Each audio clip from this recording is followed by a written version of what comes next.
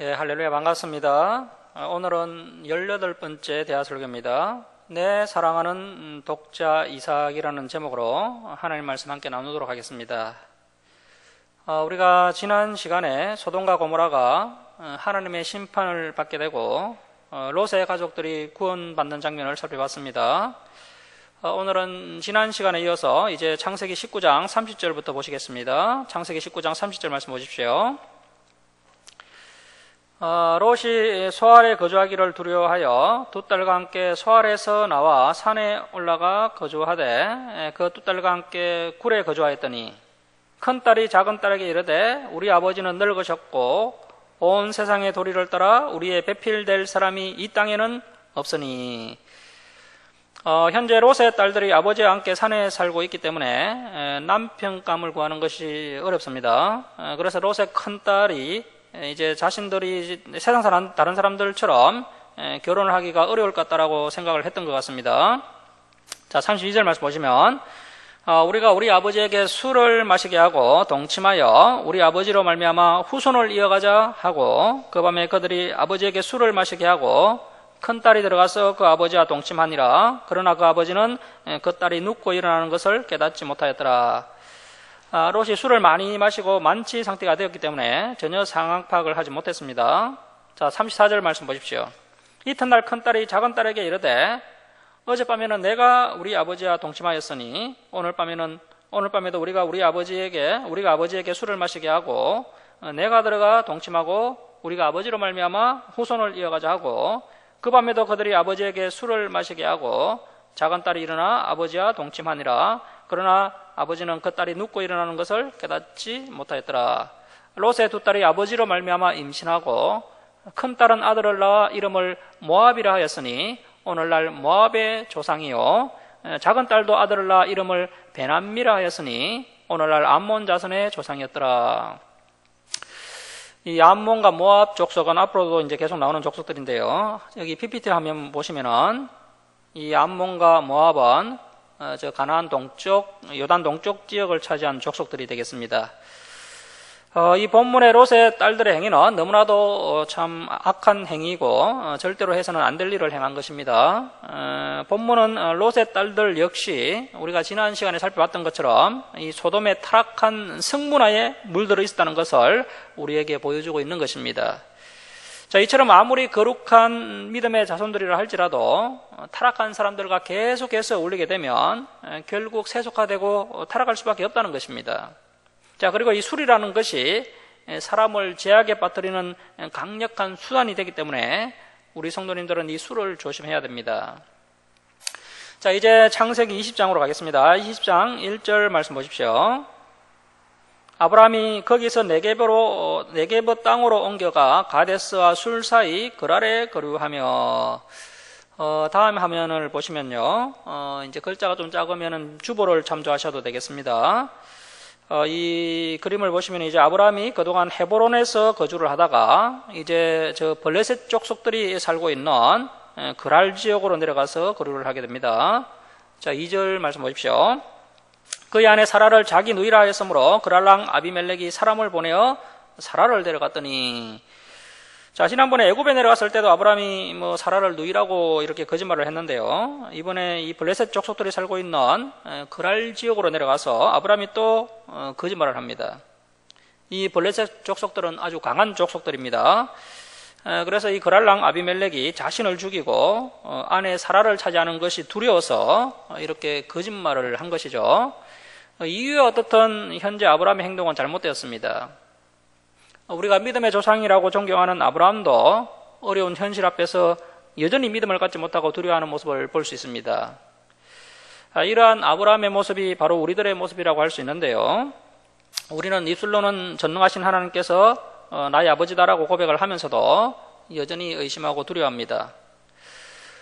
현재 사라의 나이가 한 90세 정도 되었습니다. 물론 당시에는 평균 연령이 지금보다 훨씬 높았죠. 아브라함은 175세까지 살았고 사라는 127세까지 살았습니다. 당시의 평균 연령이 지금보다 훨씬 높았는데 사라의 나이 90세를 오늘날 나이로 환산을 하면 아마도 한 60대 정도 되었을 것입니다. 사라가 한 60살 정도는 넘었는데 이 너무나도 그래도 아름다워 보여서 이 그랄랑 아비멜렉이 사람을 보내어서 데려갔다는 겁니다. 그만큼 사라의 미모가 빼어났다는 것을 알 수가 있습니다. 그래서 이제 미인과 결혼하면 상당히 피곤한 것이 사실입니다. 자, 3절 말씀 보십시오. 그 밤에 하나님이 아비멜렉에게 현몽하시고 그에게 이르시되 내가 데려간 이 여인으로 말미암아 내가 죽으리니 그는 남편이 있는 여자임이라.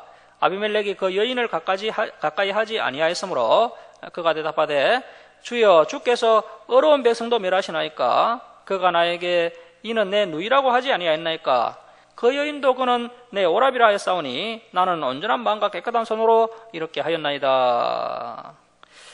이 아비멜렉은 자신이 죽을 위기에 처하자 자신의 억울함을 하나님께 호소합니다.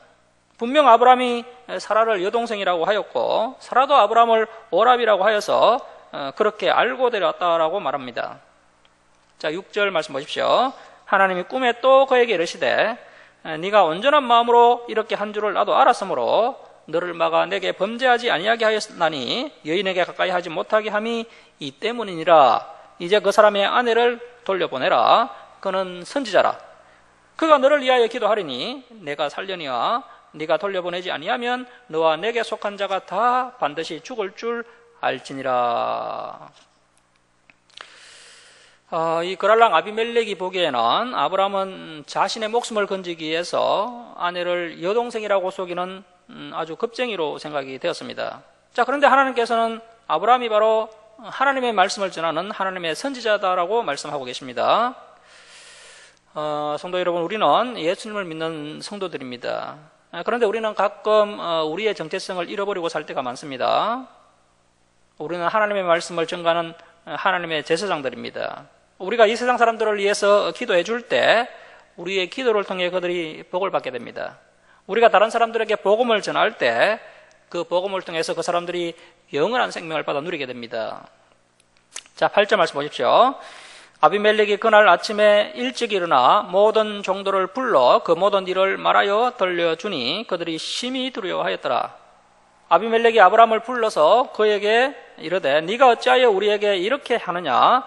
내가 무슨 죄를 내게 범하였기에 내가 나와 내 나라가 큰 죄에 빠질 뻔하게 하였느냐? 내가 합당하지 아니한 일을 내게 행하였도다 하고 아비멜렉이 또 아브라함에게 이르되 네가 무슨 뜻으로 이렇게 하였느냐? 아브라함이 이르되 이곳에서는 하나님을 두려워함이 없으니 내 아내로 말미암아 사람들이 나를 죽일까 생각하였으며 또 그는 정말로 나의 이복 누이로서 내 아내가 되었음이니라. 아브라함은 그날 사람들이 하나님을 믿지 않고 하나님을 두려워하지도 않는 사람들이라는 것을 알고 있습니다. 그래서 아내 사라를 빼앗아가기 위해 자신을 죽일까 봐 두려워서 거짓말을 했다라고 말합니다. 실제로 아내 사라는 아브라함의 이복 누이였지만 아내가 되었습니다. 이 당시에는 오늘날처럼 인구가 많지 않아서 건친 결혼을 많이 하였고 또 그것이 일반화되었습니다. 그렇다 할지라도 누이라고 하는 것은 옳지 않습니다. 이제 결혼을 했기 때문에 아내라고 해야 옳습니다. 자, 13절 말씀 보십시오. 하나님이 나를 내 아버지의 집을 떠나 두루 다니게 하실 때 내가 아내에게 말하기를 이후로 우리의 가는 곳마다 그대는 나를 그대의 오라비라 하라. 이것이 그대가 내게 베풀 은혜라 하였었노라. 아브라함이 아내 사라를 여동생이라고 당당하게 말할 수 있었던 것은 이미 아내 사라와 합의를 했기 때문입니다. 아내 사라도 아름다운 아내를 가진 남편들이 목숨을 잃는 장면을 많이 봤기 때문에 아브라함의 이 말에 수긍을 하였던 것입니다. 14절 말씀 보십시오. 아비멜렉이 양과 소와 종도를 이끌어 아브라함에게 주고 그의 아내 사라도 그에게 돌려보내고 아브라함에게 이르되 내 땅이 내 앞에 있으니 내가 보기에 좋은 대로 거주하라 하고 사라에게 이르되 내가 은청계를 내 오라비에게 주어서 그것으로 너와 함께한 여러 사람 앞에서 내 수치를 가리게 하였노니 내 일이 다 해결되었느니라. 지난번에 애굽에서 사라 덕에 아브라함이 많은 재산을 얻었는데요. 이번에도 아브라함이 또 많은 재산을 얻게 됩니다. 아브라함이 아름다운 부인 덕에 부자가 됩니다. 아브라함은 연약해서 간혹 실수를 하긴 하지만 평상시에 은학 참 성실하게 진실되게 하나님을 믿었기 때문에 이 아브라함의 실수까지도 협력하여 선을 이루도록 하시는 하나님의 놀라운 섭리를 볼 수 있습니다. 저와 여러분도 연약해서 때론 실수를 저지를 수가 있습니다. 하지만 평소에 하나님 앞에서 성실하게 진실되게 신앙생활을 해 나간다면 연약해서 간혹 저지른 실수에도 협력하여 선을 이루도록 우리 하나님께서 도와주실 것입니다. 그래서 우리가 평소에 참 성실하고 진실되게 하나님을 섬기면서 살아가야 됩니다. 자, 17절 말씀 보십시오. 아브라함이 하나님께 기도하며 하나님이 아비멜렉과 그의 아내와 여종을 치료하사 출산하게 하셨으니 여호와께서 이 양의 아브라함의 아내 사라의 일로 아비멜렉의 집의 모든 태를 닫으셨음이더라. 전지전능하신 하나님께서 아브라함이 그랄 땅에 와서 아내 누이를 여동생이라고 거짓말을 하다가 아비멜렉에게 아내를 빼앗길 것을 이미 다 알고 계셨습니다. 아브라함이 아내를 누이라고 속였다는 것을 이 그랄 사람들이 이제 다 알기 때문에 이 아브라함의 체면이 참 말이 아닙니다. 자, 이렇게 아브라함의 이신이 이제 크게 실추되었는데요. 이때 이제 아브라함이 하나님께 기도하자 그랄랑 아비멜렉의 집안 여자들이 자녀들을 출산하였습니다. 자, 이렇게 그랄랑이 아브라함의 기도로 복을 받자 아브라함의 권위가 한순간에 다시 높아지게 됩니다. 누가 뭐라 해도 아브라함은 위대한 하나님의 선지자였던 것입니다. 하나님께서 실추한 아브라함의 권위를 회복시키시고 또 능력 있는 하나님의 종이라는 사실을 이 그랄랑 아비멜렉과 또 백성들에게 깨닫도록 하기 위해서 이 아비멜렉의 집에 자녀가 출산하지 못하도록 막고 계셨던 것입니다. 자, 이제 21장으로 갑니다. 21장 1절 말씀 보십시오. 여호와께서 말씀하신 대로 사라를 돌보셨고 여호와께서 말씀하신 대로 사라에게 행하셨으므로 사라가 임신하고 하나님이 말씀하신 시기가 되어 노년의 아브라함에게 아들을 낳으니 아브라함이 그에게 태어난 아들 곧 사라가 자기에게 낳은 아들을 이름하여 이삭이라 하였고 그 아들 이삭이 난 지 8일 만에 그가 하나님의 명령하신 대로 할례를 행하였더라. 자, 우리 하나님께서는 말씀대로 이루어주시는 참 신실하신 분입니다. 하나님의 말씀은 능력의 말씀이죠. 사라는 자신이 비록 생리가 끊어지고 더 이상 잉태할 수 없는 몸이라는 사실을 알았지만 하나님의 말씀을 믿고 다시 잉태할 수 있다는 믿음을 가졌습니다. 자, 그리고 그 믿음으로 인해서 다시 몸이 회복되고 믿음대로 아들을 낳게 됩니다. 아브라함은 하나님의 명령대로 아들 이삭에게 할례를 행합니다. 저와 여러분도 말씀대로 행하시는 신실하신 하나님 앞에서 말씀대로 순종하는 신실한 성도가 되어야 합니다. 자, 이제 5절 말씀 보십시오. 아브라함이 그의 아들 이삭이 그에게 태어날 때에 100세라. 자, 아들 이삭이 태어났을 때 아브라함의 나이가 100세, 아내 사라의 나이는 90세였습니다. 아브라함이 하나님의 그 약속의 말씀을 붙잡고 본토 친척 아비 집을 떠난 지가 이제 몇 년이 지났습니까? 무려 25년이 지나서 이렇게 이삭을 낳은 것입니다. 우리 성도님들은 얼마나 오래 기다리셨습니까? 우리가 더 인내해야 됩니다. 자, 6절 말씀 보십시오. 사라가 이르되 하나님이 나를 웃게 하시니 듣는 자가 다 나와 함께 웃으리로다. 자, 창세기 17장 17절에서 아브라함이 100세 된 사람이 어찌 자식을 낳을까 하면서 하나님의 언약을 의심하면서 웃었던 적이 있습니다. 그리고 또 창세기 18장 12절에서 이 사라가 내가 노쇠하였고 내 주인도 늙었으니 내게 무슨 즐거움이 있으리요 하면서 이 사라도 하나님의 언약을 의심하면서 웃었던 적이 있습니다. 자, 하지만 아브라함과 사라가 하나님 안에서 끝까지 인내하고 오래 참으면서 25년간 애를 썼고 드디어 그들의 의심의 웃음이 감사와 기쁨의 웃음으로 바뀌게 된 겁니다.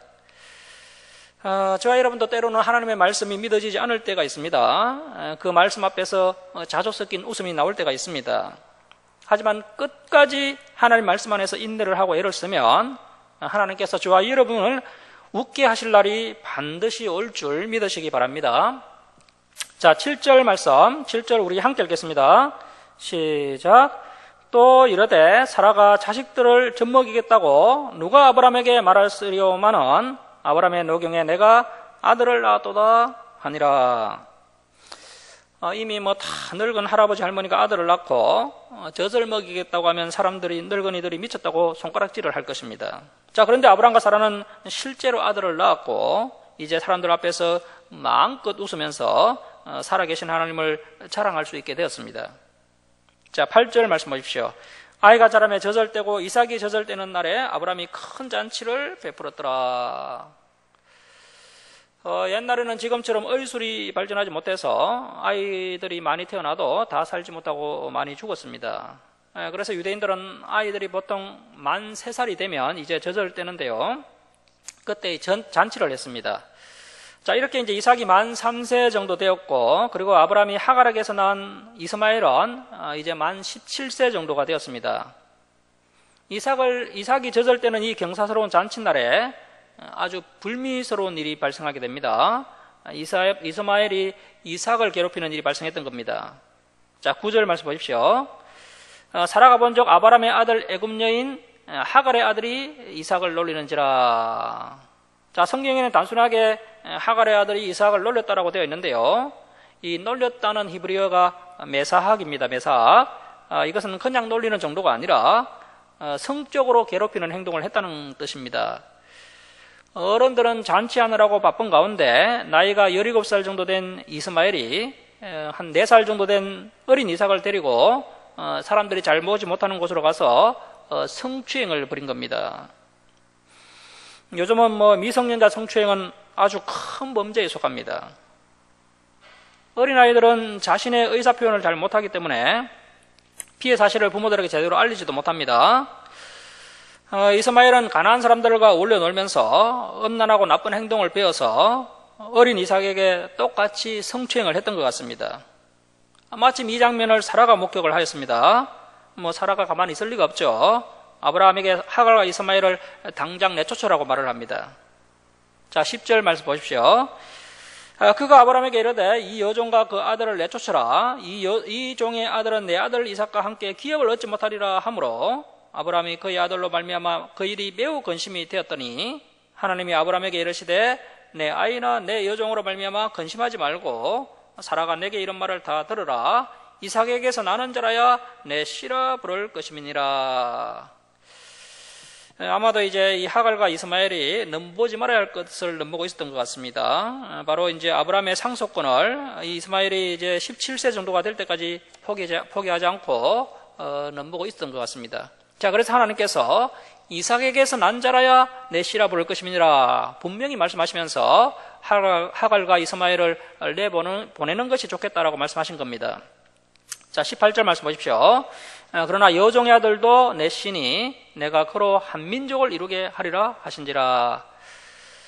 이스마엘은 하나님의 복의 상속자가 될 수가 없습니다. 하나님의 복은 아무나 가질 수가 없습니다. 하나님께서 택한 사람들만 받을 수 있는 복입니다. 하나님은 택하신 백성은 아니지만 이스마엘에게도 은혜를 베푸셔서 한 민족을 이루게 해주신다고 말씀하십니다. 이것은 영적인 복이 아니라 세상적인 복입니다. 하나님의 말씀을 들은 아브라함은 더 이상 근심하지 않고 곧바로 하나님의 말씀에 순종합니다. 자, 14절 말씀 보십시오. 아브라함이 아침에 일찍이 일어나 떡과 물 한 가죽 부대를 가져다가 하갈의 어깨에 메어주고 그 아이를 데리고 가게 하니 하갈이 나가서 베엘세바 강야에서 방황하더니. 아브라함은 하나님의 말씀에 순종할 때 고민하거나 지체하지 않습니다. 아침에 일찍 일어나 떡과 물 한 가죽 부대를 주면서 하갈과 이스마엘을 집에서 내어 보냈습니다. 아브라함이 너무 모질게 했다라고 생각할지도 모르겠지만 아브라함은 하나님의 말씀을 믿었습니다. 하나님께서 이스마엘을 인도해 주셔서 한 민족을 이루게 해주신다는 그 말씀을 믿고 이스마엘을 내보낸 겁니다. 하갈과 이스마엘이 하나님의 말씀으로 변화되고 말씀에 순종하였다면 계속해서 아브라함 집에 머물 수 있었을 것입니다. 자, 그러나 이스마엘은 죄를 버리지 못했습니다. 음란한 죄를 저지르는 이스마엘이 죄를 회개하지도 않고 또 변화되지 않으므로 하나님의 교회인 아브라함의 집에서 쫓겨나게 됩니다. 아브라함의 집에서 쫓겨난 하갈과 이스마엘은 고향 애굽으로 내려가기 위해서 남쪽으로 내려가다가 브엘세바 강야에서 길을 잃고 헤매게 됩니다. 자, 15절 말씀 보십시오. 가죽 부대에 물이 떨어진지라 그 자식을 감목 덤불 아래에 두고 이르되 아이가 죽는 것을 참아보지 못하겠다 하고 하살 한바탕 그리 떨어져 마주 앉아 바라보며 소리내어 우니. 브엘세바 강야 저 지도 보면은 좀 아래쪽에 있죠. 저 브엘세바 강야는요 매우 건조하고 돌산과 사막으로 이루어진 매우 험한 지역입니다. 하갈과 이스마엘은 얼마 지나지 않아서 가죽 부대에 던 물을 다 마시게 되었고 갈증으로 인해서 목숨이 위태롭게 됩니다. 이스마엘은 갈증으로 인해 죽어가고 있습니다. 아마도 이제 물을 찾기 위해서 이스마엘이 이리저리 빨리 움직이다가 더 빨리 탈진을 하게 된 것 같습니다. 하갈은 자식이 죽어가는 모습을 곁에서 도저히 지켜볼 수가 없어서 하살이 날아갈 수 있는 거리 한 약 300m 정도 떨어진 거리에서 서로 마주보면서 소리를 내어 울고 있습니다. 자, 이때 하나님께서 큰 소리로 울고 있는 하갈에게 천사를 보내셔서 물을 찾을 수 있도록 도와주셨습니다. 자, 17절 말씀입니다. 하나님이 그 어린 아이의 소리를 들으셨으므로 하나님의 사자가 하늘에서부터 하갈을 불러 이르시되 하갈아 무슨 일이냐 두려워하지 말라 하나님이 저기 있는 아이의 소리를 들으셨나니 일어나 아이를 일으켜 내 손으로 붙들라 그가 큰 민족을 이루게 하리라 하시니라. 하나님이 하갈의 눈을 밝히셨으므로 샘물을 보고 가서 가죽 부대에 물을 채워다가 그 아이에게 마시게 하였더라. 하나님께서 이스마엘이 부르짖는 소리를 들으시고 은혜를 베풀어 주십니다. 우리 하나님은 너무나도 자비로우시고 사랑이 많으신 분이므로 하나님을 알지 못하고 자기 마음대로 살아가는 불신자라 할지라도 때론 은혜를 베풀어 주십니다. 자, 20절 말씀 보십시오. 하나님이 그 아이와 함께 계심에 그가 장성하여 강야에서 거주하며 활 쏘는 자가 되었더니 그가 바란 강야에 거주할 때 그의 어머니가 그를 위하여 애굽 땅에서 아내를 얻어 주었더라. 그 앞에 창세기 16장 12절에서 이스마엘이 덜나귀 같이 되게 될 것이다 라고 하나님께서 말씀하셨는데요. 하나님께서 말씀하신 대로 이스마엘이 강야에서 덜나귀처럼 자라나서 이제 이슬람 민족의 조상이 됩니다. 이스마엘이 아내를 애굽 여인으로 취함으로써 하나님과 더욱더 멀어지게 됩니다. 자, 그래서 이 배우자를 잘 선택해야 됩니다. 배우자의 직업이 중요한 것이 아니고요. 배우자가 나보다 믿음이 더 좋다면 결혼을 정말 잘한 것입니다. 자, 22절 말씀 보십시오. 그때에 아비멜렉과 그 군대 장관 비골이 아브라함에게 말하여 이르되 내가 무슨 일을 하든지 하나님이 너와 함께 계시도다. 자, 아비멜렉과 군대 장관 비골이 아브라함의 삶을 보고 하나님께서 당신과 함께 계시는 것이 분명하다라고 이야기했다는 겁니다. 이것이 진짜 전도죠. 물론 아브라함도 연약해서 실수를 한 적이 있습니다. 그럼에도 불구하고 아브라함은 하나님 앞에서 행하여 안전하기 위해 범사의 노력을 했습니다. 이러한 신실한 모습을 불신자들이 다 지켜보고 있었던 겁니다. 지금 아브라함을 통하여서 전도가 되고 있는 것입니다. 자, 23절 말씀 보십시오. 그런즉 너는 나와 내 아들과 내 손자에게 거짓되이 행하지 아니하기를 이제 여기서 하나님을 가리켜 내게 맹세하라. 내가 내게 후대한 대로 너도 나와 내가 머무는 이 땅에 행할 것임이니라. 아브라함이 이르되 내가 맹세하리라 하고 아비멜렉의 종들이 아브라함의 우물을 빼앗은 일에 관하여 아브라함이 아비멜렉을 책망하매 아비멜렉이 이르되 누가 그리하였는지 내가 알지 못하노라. 너도 내게 알리지 아니하였고 나도 듣지 못하였더니 오늘에야 들었노라. 이 가나안 지역은 물이 아주 귀한 곳입니다. 물이 귀하다 보니까 물을 귀하기 위해서 지하수를 찾아야 하는데요. 땅을 판다고 해서 물이 나오지 않습니다. 자, 그런데 이 아브라함이 누굽니까? 하나님께서 함께 하시는 사람입니다. 남들은 수십 번을 파도 한 번 나올까 말까 하는 우물을 아브라함은 파기만 하면 물이 솟아나는 겁니다. 아브라함이 우물을 파놓자 아비멜렉의 종들이 아브라함의 우물을 빼앗아 갔습니다. 아브라함은 아비멜렉의 종들과 다투지 않고 우물을 양보하였습니다. 우리가 일상에 살아갈 때 이처럼 억울한 일을 당할 때 분쟁하지 않고 인내하면 하나님께서 이제 때가 되면 그 억울함을 풀어주십니다. 그래서 분을 내기보다는 인내하면서 하나님의 때를 기다릴 줄 아는 지혜로운 사람이 되어야 합니다. 만약 아브라함이 아비멜렉의 종들과 싸웠다면 큰 싸움으로 번지게 되고 잘못하면 큰 할을 당할 수가 있습니다. 이 아브라함의 인내하는 모습은 아들 이삭이 그대로 배우고 그대로 보고 배웠습니다. 아들 이삭은 후에 그랄 사람들에게 우물을 3번이나 양보하며 인내함으로써 하나님의 더 풍성한 복을 받게 됩니다. 자, 27절 말씀 보십시오. 아브라함이 양과 소를 가져다가 아비멜렉에게 주고 두 사람이 서로 언약을 세우니라. 아브라함과 아비멜렉이 두 번 다시 불미스러운 일이 일어나지 않도록 평화조약을 맺게 됩니다. 자, 28절 말씀 보십시오. 아브라함이 7 암양 새끼를 따로 놓으니 아비멜렉이 아브라함에게 이르되 7 암양 새끼를 따로 놓으면 어찌미냐 아브라함이 이르되 너는 내 손에서 이 암양 새끼 7을 받아 내가 이 우물판 정거를 삼으라 하고 두 사람이 거기서 서로 맹세하였으므로 그곳을 브엘세바라 이름하였더라. 아브라함이 이제 그랄 지역에서 다시 이제 브엘세바로 이주하였던 것이죠. 이 브엘세바는 아주 유명한 곳입니다. 브엘세바는 맹세의 우물이라는 뜻인데요. 맹세의 우물. 이 말씀을 알아야 이 브엘세바라는 지명이 왜 생겨났는지 우리가 알 수가 있습니다. 앞으로 이제 성지순례로 가면 이런 것도 가봐야 되겠죠. 자, 아브라함과 아비멜렉이 이제 평화조약을 맺었고요. 이제 이 우물은 아브라함의 우물이라는 것을 다시 한번 확정하게 되었던 겁니다. 아브라함이 한동안 브엘세바에서 지내게 됩니다. 자, 이렇게 이제 예전에 아비멜렉의 종들에게 빼앗겼던 우물을 아브라함이 되찾게 됩니다. 자, 32절 말씀 보십시오. 그들이 브엘세바에서 언약을 세우매 아비멜렉과 그 군대 장관 비골은 떠나 블레셋 사람의 땅 그랄로 돌아갔고 아브라함은 브엘세바에 에셀 나무를 심고 거기서 영원하신 여호와의 이름을 불렀으며. 자, 아브라함이 여호와의 이름을 불렀다는 것은 하나님을 찬양하며 예배에 드렸다는 것입니다. 아브라함은 가는 곳마다 하나님을 예배함으로 하나님과의 관계를 가장 소중하게 생각을 했습니다. 우리가 아무리 바빠도 예배에서 승리를 해야 됩니다. 그럴 때 아브라함의 후손으로 인정받을 수 있다는 것입니다. 자, 그리고 이제 다음 그림 한번 보시면요. 다음 그림 한번 보시면은 이제 저 나무가요, 바로 에셀 나무입니다. 에셀 나무. 자, 34절 말씀 보십시오. 그가 블레셋 사람의 땅 브엘세바에서 여러 날을 지냈더라. 자, 이제 22장으로 갑니다. 22장 1절 보십시오. 그 일 후에 하나님이 아브라함을 시험하시려고 그를 부르시되 아브라함아 하시니 그가 이르되 내가 여기 있나이다.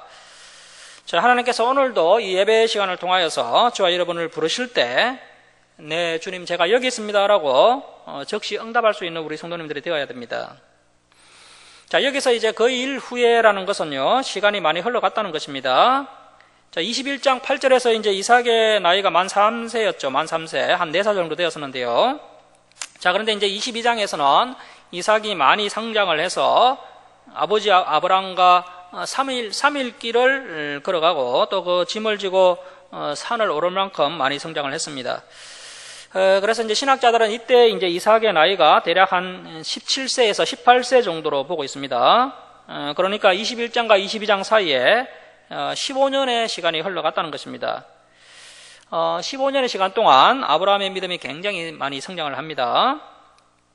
앞에서 보셨다시피 하나님께서 말씀하시면 아브라함이 적극적으로 순종하고 또 어디를 가나 예배하는 모습은 예전부터 참 탁월했지만 부족한 부분도 있었죠.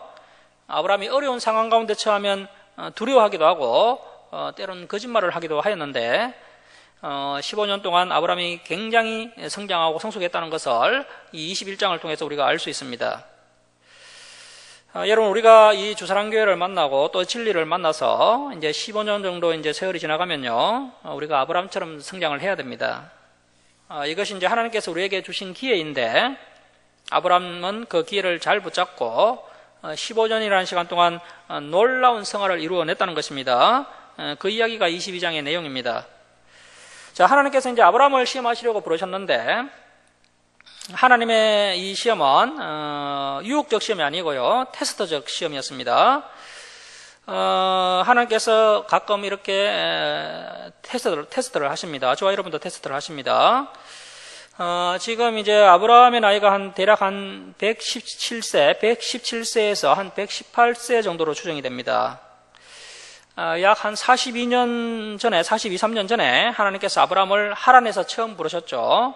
42~3년 전에 아브라함을 부르셔서 내가 너를 복의 근원이 되게 해주겠다라고 말씀하셨는데 하루아침에 그 하나님의 약속이 이루어진 것이 아니라는 것입니다. 분명히 복을 주시겠다, 복의 근원이 되게 해주겠다라고 약속하셨는데 무려 42, 3년이라는 세월이 흘러갔습니다. 복이 구체화될 때까지 상당한 시간이 흘러가야 한다는 것입니다. 이러한 부분을 우리 성도님들은 내면을 하고 있습니다. 우리 성도님들은 당장 복을 받고 싶어 하지 이 42년, 43년이라는 세월을 자꾸 생략하고 싶어 한다는 것입니다. 아브라함이 오랜 세월 동안 이런저런 시험들과 또 여러 과정들을 잘 통과한 후에야 하나님의 복이 조금씩 성취되는 것을 볼 수 있습니다. 또 한 번의 혹독한 과정과 하나님의 테스트가 이제 아브라함에게 주어지게 되는데요. 아브라함의 인생에 있어서 가장 혹독한 시험이었습니다. 자, 22장 2절 말씀 보십시오. 2절 줄치고 발표하겠습니다. 여호와께서 이르시되 내 아들 내 사랑하는 독자 이삭을 데리고 모리아 땅으로 가서 내가 내게 알려준 한 산 거기서 그를 번제로 드리라. 자, 이삭을 어디에서 번제로 드리라고 명령하고 계십니까? 모리아 땅에 있는 한 산, 즉 모리아 산인데요. 이 모리아 산의 뜻은 이제 여호와께서 선택하신 산이라는 뜻입니다. 이 모리아 산의 위치는 여기 다음 그림 한번 보시면요. 브엘세바에서 한 3일길 떨어진 곳입니다. 예루살렘 성전이 있는 곳입니다. 저기 이 모리아 산은 아브라함이 이삭을 바친 장소였고요. 나중에 이제 솔로몬이 예루살렘 성전을 건축했던 곳이 바로 이 모리아 산입니다. 아브라함이 이삭을 가장 사랑하고 소중하게 여겼는데 하나님께서 이삭을 번제로 바치라고 말씀하십니다. 성도 여러분, 우리에게 있어서 내 사랑하는 독자 이삭은 누굽니까? 우리에게도 분명히 있습니다. 우리의 자녀가 될 수도 있고 우리의 배우자가 될 수도 있습니다. 하나님보다 더 사랑을 한다면 우상이 될 수가 있습니다. 자, 하나님께서 정말 엄청난 시험으로 아브라함을 테스트하십니다. 이삭을 주실 때는 언제고 이제 와서 참 그렇게 힘들고 참 어렵게 낳은 하나밖에 없는 독자 이삭을 아버지가 직접 불태워서 하나님께 바치라는 겁니다. 자, 우리가 지난번에 살펴봤던 것처럼 첫 번째 시험은 물질이냐 사람이냐 하는 시험이었죠. 대부분의 사람들은 여기서 다 넘어집니다. 하지만 아브라함은 그 첫 번째 시험에서 그 물질적 유혹보다도 조카 롯을 더 생각함으로써 그 물질적 시험을 잘 통과해냅니다. 저와 여러분도 이 물질의 시험을 이겨내야 합니다. 현금 생활도 열심히 하고요. 또 불의한 물질과의 싸움에서 사람을 선택하면서 아름다운 인생을 우리가 살아가야 됩니다. 자, 그리고 이제 두 번째 시험은 사람이냐 하나님이냐 하는 시험입니다. 인간관계보다도 하나님과의 관계를 더 소중하게 여기느냐 하는 하나님의 구체적인 질문입니다. 아브라함아, 너 이삭과의 관계보다 나의 관계를 더 소중하게 생각하느냐 하는 하나님의 시험인 것이죠. 이러한 시험들은 오늘날 저와 여러분에게도 동일하게 제시하시는 하나님의 불시험입니다. 예수님도 이러한 시험을 응답하신 적이 있으십니다. 자, 우리 마태복음 10장 37절 한번 찾아보겠습니다. PPT 한번 보셔도 되겠네요. 마태복음 10장 37절입니다. 아버지나 어머니를 나보다 더 사랑하는 자는 내게 합당하지 아니하고 아들이나 딸을 나보다 더 사랑하는 자도 내게 합당하지 아니하며 또 자기 십자가를 지고 나를 따르지 않는 자도 내게 합당하지 아니하니라. 자기 목숨을 얻는 자는 잃을 것이요 나를 위하여 자기 목숨을 잃는 자는 얻으리라.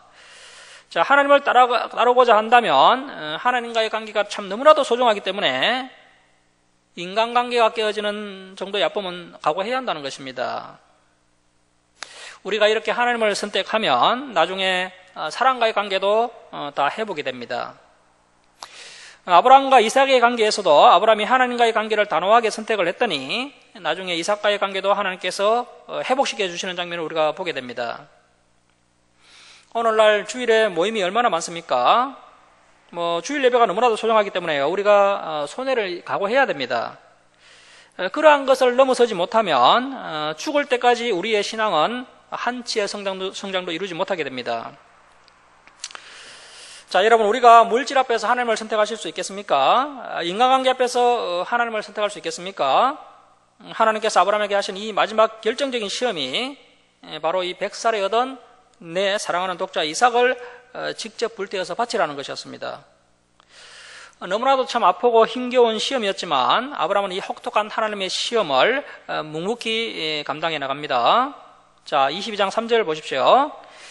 아브라함이 아침에 일찍이 일어나 하나님의 말씀이 주어진 이후에 아브라함은 지체하지 않습니다. 아브라함은 하나님의 말씀이 주어지면 아침에 일찍 일어나서 행하는 믿음의 사람이었던 것이죠.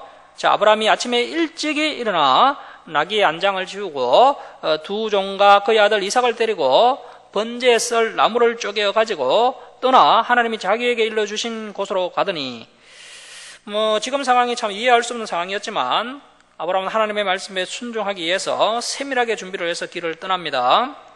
자, 4절 말씀 보시면 제3일에 아브라함이 눈을 들어 그곳을 멀리 바라본지라 이에 아브라함이 종들에게 이르되 너희는 나귀와 함께 여기서 기다리라. 내가 아이와 함께 저기 가서 예배하고 자, 줄을 칩니다. 우리가 너희에게로 돌아오리라 하고.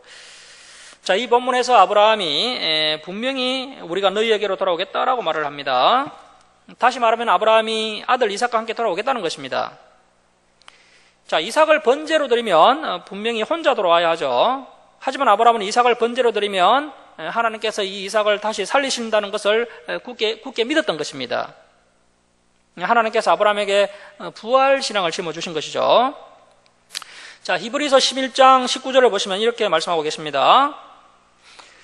그가 하나님이 능히 이삭을 죽은 자 가운데서 다시 살리실 줄로 생각한지라 비유컨대 그를 죽은 자 가운데서 돌아받은 것이니라.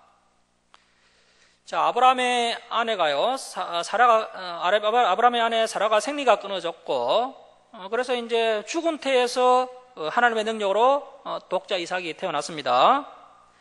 자, 그래서 아브라함은 독자 이삭이 죽더라도 하나님께서 이 이삭을 다시 살리실 것을 믿었던 겁니다.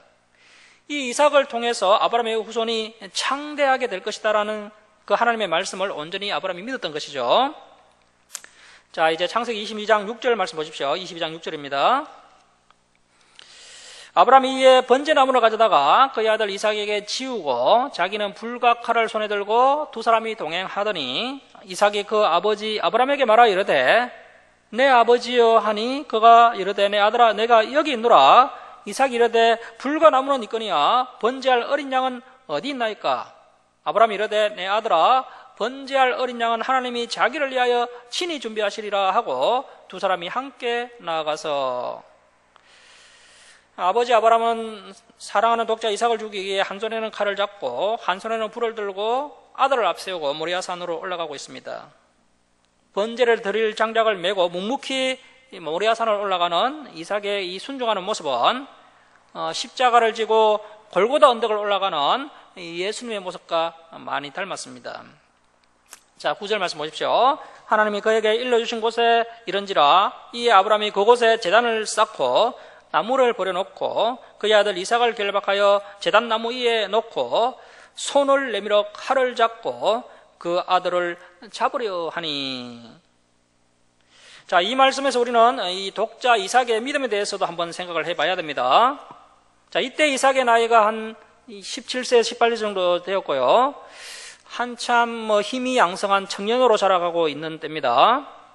자, 이때 이제 이삭이 이제 117세 정도 된 117살 정도 된 그 노년의 아버지가 자신을 결박할 때 충분히 그 자리에서 벗어날 수 있었을 것입니다. 자, 하지만 이삭은요 도망가지 않습니다. 이삭은 어려서부터 아브라함과 사라로부터 한없는 사랑을 받으면서 하나님에 대한 이야기를 듣고 자랐습니다. 이삭은 아버지를 통해 하나님을 알게 되었으며 아버지의 순종하는 모습을 보며 그 역시 순종을 배우며 자라난 겁니다. 자녀에게 신앙 전수를 어떻게 해야 하는지를 아브라함이 모범을 보여주고 있습니다. 성경을 보면요, 그 사무엘도 심지어 다윗도 자녀의 신앙 교육에 실패합니다. 자, 그런데 신앙 전수에 성공했던 대표적인 인물이 바로 이 아브라함입니다. 자녀들은 아버지가 진실로 하나님을 사랑하고 경외하는지를 다 보고 있습니다. 그 진정성이 자녀들에게 보일 때 자녀도 아버지의 뒤를 이어서 하나님께 순종하게 되는 것입니다. 자, 11절 말씀 보십시오. 여호와의 사자가, 이 여호와의 사자는 성자 하나님으로 봅니다. 자, 여호와의 사자가 하늘에서부터 그를 불러 이르시되 아브라함아 아브라함아 하시는지라 아브라함이 이르되 내가 여기 있나이다 하매 사자가 이르시되 그 아이에게 내 손을 대지 말라 그에게 아무 일도 하지 말라 내가 내 아들 내 독자까지도 내게 아끼지 아니하였으니 자, 줄치고 별표합니다. 내가 이제야 내가 하나님을 경외하는 줄을 아노라. 자, 하나님께 전적으로 순종한 아브라함에게 내가 이제야 내가 하나님을 경외하는 줄 아노라고 하시면서 이 시험에서 합격했다는 합격 판정을 내리십니다. 성도 여러분, 우리가 아무리 뜨겁게 찬양을 하고 또 기도하면서 믿습니다라는 고백을 수십 번 하더라도요, 그것으로 하나님을 경외하는 것이 아닙니다. 실제적인 삶 가운데 사랑하는 독자 이삭을 바칠 때 진정으로 하나님을 경외하는 것이 성립된다는 것입니다. 자, 13절 말씀 보십시오. 아브라함이 눈을 들어 살펴본 적 한 순양이 뒤에 있는데 뿔이 숯불에 걸려 있는지라 아브라함이 가서 그 순양을 가져다가 아들을 대신하여 번제로 드렸더라. 아브라함이 그 땅 이름을 여호와 이레라 하였으므로 오늘날까지 사람들이 이르기를 여호와의 산에서 준비되리라 하더라. 하나님께서 순양을 미리 준비하셔서 이제 아브라함이 이삭 대신에 순양으로 번제를 드리게 되었지만 사실 이삭으로 번제를 드린 것 같다고 할 수 있습니다. 아브라함은 이삭을 하나님께 바쳤다가 다시 받았던 것입니다. 아브라함은 그 땅의 이름을 여호와 이레라고 지었습니다. 하나님께서 준비해 주셨다라는 뜻입니다. 우리가 믿음으로 순종하면 하나님께서 우리의 필요를 준비시켜 주실 것입니다. 자, 15절 말씀입니다. 여호와의 사자가 하늘에서부터 두 번째 아브라함을 불러 이르시되 여호와께서 이르시기를 내가 나를 가리켜 맹세하노니 내가 이같이 행하여 내 아들 내 독자도 아끼지 아니하였은저. 자, 여기에다가 행하는 믿음이라고 적어놓습니다. 행하는 믿음. 아브라함의 믿음은 행하는 믿음이었습니다. 자, 17절 보십시오. 내가 내게 큰 복줄을 쳐놓습니다. 큰 복을 주고 내 씨가 크게 번성하여 하늘의 별과 같고 바닷가의 모래와 같게 하리니 내 씨가 그 대적의 성문을 차지하리라.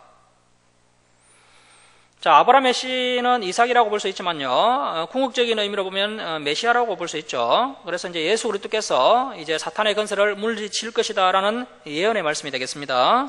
자, 18절 말씀 보시면 줄을 칩니다. 또 내 씨로 말미암아 천하 만민이 복을 받으리니. 자, 이 하나님의 약속, 내 씨로 말미암아 천하 만민이 복을 받게 될 것이다. 이 하나님의 약속은 이제 그 이삭과 야곱에게도 방법적으로 주어지게 됩니다. 이 아브라함의 복은요, 이후에 이스라엘에게 미치게 되고요, 궁극적으로 아브라함의 후손으로 오신 예수님을 통해서 이제 천하 만민이 복을 받게 됩니다. 이 말씀이 성취된 결과 저와 여러분이 이제 구원을 받고 이렇게 진리라는 복을 현재 경험하고 있는 것입니다. 자, 18절 중반절 계속 보시면, 자, 18절 중반절에 이제 줄치고 발표합니다. 이는 내가 나의 말을 준행하였음이니라 하셨다 하니라. 한 번 더 행함에 대해서 강조를 하고 있습니다.